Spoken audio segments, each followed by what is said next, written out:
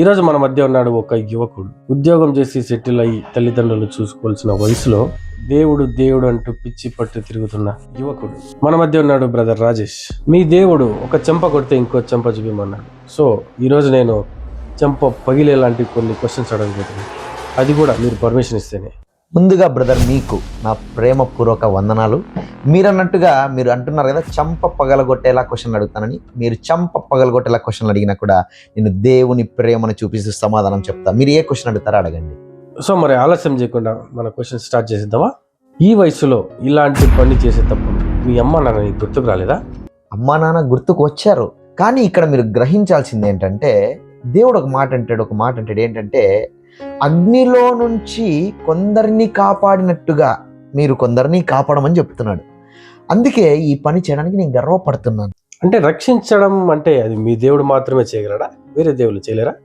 అవును, ఖచ్చితంగా నేను చెప్పగలను. అందుకే బైబిల్ గ్రంథంలో ఒక మాట ఉంటుంది, నేనే మార్గం, నేనే సత్యం, నేనే జీవం అని. నా ద్వారా తప్ప ఎవరు కూడా తండ్రి వద్దకు చేరలేడు. పరలోకానికి వెళ్ళాలంటే మనం పాపులమై ఉంటే మనం పరలోకానికి వెళ్ళలేం. మనం పాపులుగా ఉన్నాము గనుక మన పాపాలు కడిగివేయబడాలి. అది ఎలా కడిగివేయబడుతుందంటే ఆయన రక్తము ద్వారా మాత్రమే కడిగివేయబడుతుంది.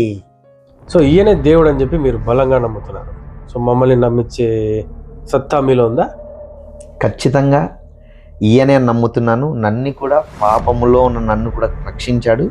మిమ్మల్ని నమ్మించే సత్తా కూడా నాకుంది. ఇంకా ఈ యొక్క భూప్రపంచంలో ఉన్న ప్రతి ఒక్కరు కూడా ఆయన చూస్తారు, ప్రతి మోకాలు వంగుతుంది. డబ్బు సంపాదించడం కోసం ఇది సులువైన మార్గాన్ని మీరు ఎంచుకున్నారని నేను అంటాను. దానికి మీ సమాధానం? బ్రదర్, డబ్బు కోసం సులువైన మార్గం అని మీరు అంటున్నారు. బైబిల్ గ్రంథంలో ఒక మాట ఉంటుంది, అన్నిటికంటే భయంకరమైనది ఏంటంటే ఆయన చేతిలో పడడం. మనం ఒకరికి చెప్పేవారిగా ఉన్నామంటే ఎవరైనా ఈజీగా చెప్తారు, కానీ పాటించాలంటేనే చాలా కష్టం. కాబట్టి ఇది సులువైన మార్గం కాదు డబ్బు సంపాదించడం, చాలా కష్టం.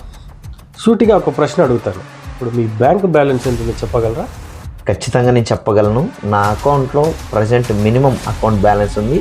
కానీ సోషల్ మీడియాలో ఎక్కడ చూసినా ఈ గొర్రెలన్నీ, ఈ కామెంట్లో ఉన్నది మాత్రం చెప్తున్నాను, ఈ గొర్రెలన్నీ కేవలం డబ్బు కోసమే గొర్రెలుగా మారుతున్నారా అని అంటున్నారు. దానికి మీ ఆన్సర్? ఎస్ బ్రదర్, నేను కూడా చాలా కామెంట్లు చూశాను.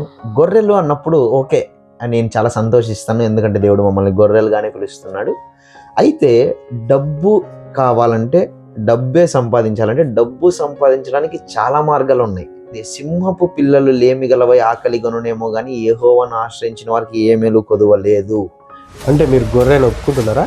ఎస్, ఖచ్చితంగా మేము గొర్రెలు అని ఒప్పుకుంటున్నాం. ఎందుకంటే ఆయనే మా కాపరి, ఆయన దుడ్డు కర్ర మమ్మల్ని ఆదరించుచున్నది. సింహాలతో కూడా పోలుస్తున్నాడు. మౌనంగా ఉండాల్సిన విషయంలో గొర్రెల వలె ఉంటాము, గర్జించాల్సిన విషయంలో సింహాల వలె ఉంటాము. ఎన్నో కామెంట్స్ అయితే చూస్తున్నాం, క్రిస్టియానిటీలో ఉన్న గొర్రెలు ఇండియన్సేనా అని చెప్పేసి చాలామంది ప్రశ్నిస్తున్నారు. అసలు క్రిస్టియన్స్ భారతీయులేనా? క్రైస్తవ్యం అనే ఒక మతానికి భారతదేశానికి సంబంధం ఉందంటారా? క్రైస్తవులకు భారతదేశానికి సంబంధం ఉంది. ఒక్కొక్క దేశానికి ఒక్కొక్క దేవుడు ఉంటాడా? ప్రతి ఒక్క దేశానికి యూనివర్సల్ కంతా ఒకటే దేవుడు ఉంటాడు. ఆ దేవుడు కూడా నేను నమ్ముతున్న దేవుడు, ఆయన యేసుక్రీస్తు ప్రభువు అని నేను అంటాను. మీ దేవుడు మాత్రమే దేవుడు అయితే మరి ఇతర దేవులు, వారి గ్రంథాలు నిజమా అబద్ధమా? ఇతర మతాలు, ఇతర గ్రంథాలు, ఇతర దేవుళ్ళను కూడా నేను గౌరవిస్తాను. అయితే నేను అందరికీ ఒకటే చెప్తాను, అన్ని గ్రంథాలు పరిశీలించండి, అన్ని గ్రంథాలు చదవండి, అయితే సత్యం ఎక్కడ ఉందో తెలుసుకోనండి. ఇది నేను చెప్తాను. అందరు దేవుళ్ళు ఒక్కటే అనే సిద్ధాంతాన్ని మీరు నమ్ముతున్నారా, లేక మీ దేవుడు మాత్రమే దేవుడు అంటారా? ఖచ్చితంగా బ్రదర్, నేను అన్ని గ్రంథాలు పరిశీలించి చెప్తున్నాను. నేను ఒకటే నమ్ముతున్నాను. యూనివర్సల్ కంతా ఒకటే దేవుడు, ఆయన యేసుక్రీస్తు. సరే, స్ట్రైట్గా ఒక క్వశ్చన్ అయితే అడుగుతాను. బ్రిటిష్ వాళ్ళ దేవుని నమ్మి బ్రిటిష్ వాళ్ళతో కలిసి దేశ ద్రోహానికి మీరు పాల్పడుతున్నారంటే దానికి మీ సమాధానం? చాలా మంది క్రైస్తవులను దేశద్రోహులు అంటున్నారు. క్రైస్తవుల ద్వారా భారతదేశానికి ఏ ద్రోహం జరగలేదు. విద్య, వైద్యం అందిందంటే అది కేవలం క్రైస్తవుల ద్వారా మాత్రమే. అయితే ఈ రోజుల్లో ఎన్నో మందిరాల మీద, చర్చిల మీద దాడులు జరుగుతున్నాయి. ఇది ఆ యొక్క నియమ నిబంధనలను ఉల్లంఘించి ఎంతో మంది దాడులు చేస్తున్నారు. దీన్ని దేశద్రోహం అంటారు. కానీ క్రైస్తవులు ఎక్కడ కూడా ఎవరి మీద దాడులు చేయలేదు. కాబట్టి క్రైస్తవులు దేశద్రోహులు కాదు. మీరు పుట్టుకతో క్రిస్టియనా లేక కన్వర్టెడ్ క్రిస్టియనా? అసలు మీ తాత పేరేంటి? మీ వంశం డీటెయిల్స్ చెప్పగలరా? మీ తాత కూడా క్రిస్టియనా?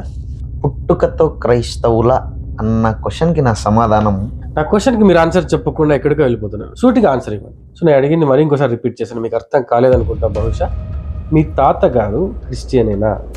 ఆయన పేరేంటి? నేను అదే చెప్తున్నాను బ్రదర్. ఏంటంటే ఇక్కడ మీరు గ్రహించాలి, మా తాత పేరు క్రైస్తవ పేరు కాదు, మా తాత క్రైస్తవుడు కాదు.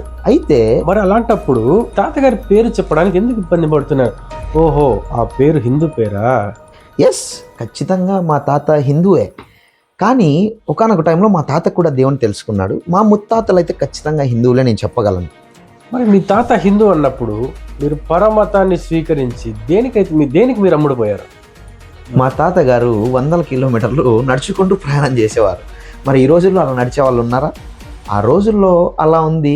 ఈ రోజుల్లో చాలా పుస్తకాలు వచ్చాయి మనకు అందుబాటులోకి, గూగుల్ వచ్చింది, చాలా సోషల్ మీడియా యాప్స్ ఉన్నాయి. మనమంతా సత్యాన్ని గ్రహించాలి, సత్యాన్ని వెతకాలి. నేను ఆ సత్యాన్ని వెతికాను, ఆ బైబిల్ గ్రంథం చదివి ఆ సత్యాన్ని తెలుసుకున్నాను. అందుకే నేను ఈయన ద్వారా నాకు మోక్షము కలుగుతుందని నమ్ముతున్నాను. టెక్నాలజీ మారిందని చెప్పి తల్లి లాంటి మతాన్ని వదిలేసి పరమతాన్ని స్వీకరించడం మీకు ధర్మంగా ఉందా? ఇక్కడ ఏంటంటే టెక్నాలజీ మారిందని మనము మారడం లేదు. ఈ యొక్క టెక్నాలజీ మారే కొద్దీ ఈ యొక్క గ్రంథాలన్నీ చదివి జ్ఞానాన్ని పెంచుకోవాలని చెప్తున్నాను.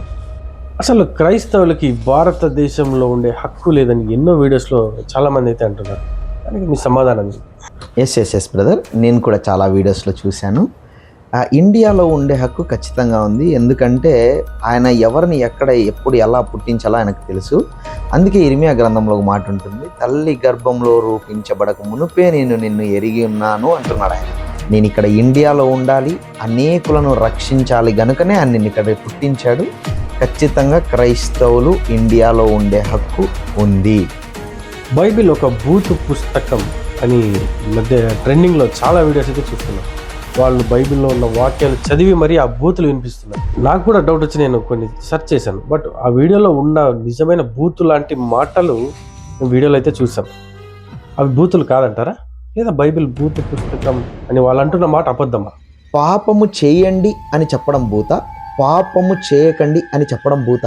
బైబిల్ గ్రంథంలో కూడా ప్రవక్తలు అనబడిన వారు తప్పులు చేశారు, అయితే రాజులు తప్పు చేశారు. ఇక్కడ బైబిల్ గ్రంథంలో మనుషులు తప్పు చేశారు, కానీ దేవుడు ఎక్కడా కూడా తప్పు చేయలేదు. మీరు ఎక్కడైనా కూడా దేవుడు తప్పు చేసినట్టుగా చూపించగలిగితే నేను కూడా దానికి ఖచ్చితంగా యాక్సెప్ట్ చేస్తాను. బైబిల్ని మొత్తం స్టడీ చేసి దాంట్లో తప్పులు చేయకూడని అన్ని తెలుసుకొని పాస్టర్ల ముసుగులో మీరు చేస్తున్నది. నేను కూడా ఆ పాయింట్కి వస్తున్నాను. పాస్టర్ల ముసుగులో తప్పులు చేస్తున్నారు, కానీ దేవుడు ఎక్కడా తప్పు చేయడం లేదే. అందుకే దేవుడు అన్నాడు, నా నామమున అబద్ధ ప్రవక్తలు వస్తారంట. నిజమే, ఇది ఈ రోజుల్లో జరుగుతుంది, చాలామంది మనం చూస్తున్నాం. అయితే నేను చెప్తాను, మనుషులను చూడొద్దు. ఇక్కడ చాలామంది నేను చాలా కామెంట్స్లో కూడా చూశాను, పోప్ తప్పు చేశాడంట. ఇక్కడ మనం చూడాల్సింది పోప్ని కాదు, పాస్టర్లను కాదు. ఎవరిని మనం చూడాలి? ఆయన్ని చూడాలి. మన కోసం ప్రాణం ఇచ్చాడు ఆయన, గనుక ఆయన్ని మాత్రమే మనము చూసేవారముగా ఉండాలి.